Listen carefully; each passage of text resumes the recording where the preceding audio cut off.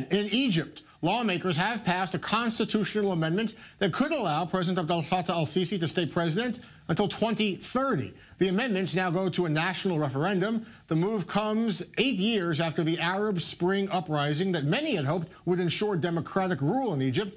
But the new amendments could turn Sisi into an autocratic ruler, especially with the new power of the military to intervene in the democratic process. Lawmakers, though, say they have faith in Sisi's leadership.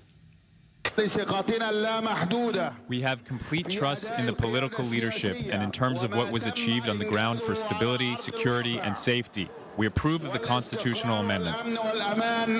At the end, what remains is the decision of those who own the sovereignty, the entrusted Egyptian people. Mohammed, there are 596 members of the Egyptian parliament. 90% of them voted to support Sisi, to support the change to the amendment. Is Parliament at this point a rubber stamp for Sisi? Is there a check on Sisi's power at this point? Yes and no. The Parliament is a rubber stamp for President Abdel Fattah al-Sisi, who came to power after he overthrew the first democratically elected civilian president in Egypt modern history.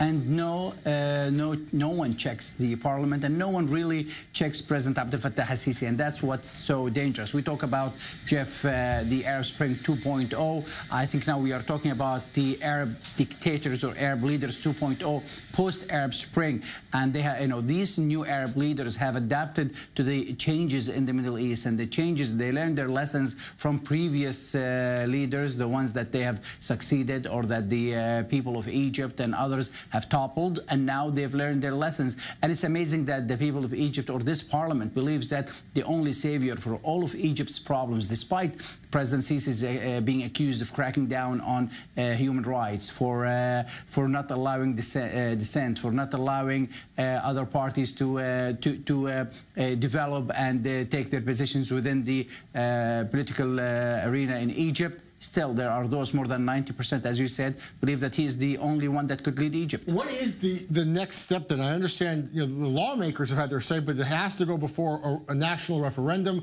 What's that process like, and do we know when the referendum will be even? Not yet, but I think if everything goes as planned for these parliamentarians and also those who are close to President Abdel Fattah al-Sisi, we may see a referendum sometime this year. And based on the media machine behind President Abdel Fattah al-Sisi and the support that he gets from certain key players in Egypt, that most likely this will pass. We've seen him re-elected last March with 97% of the vote. I don't see why he wouldn't get re-elected, or the referendum passes once again with that high number.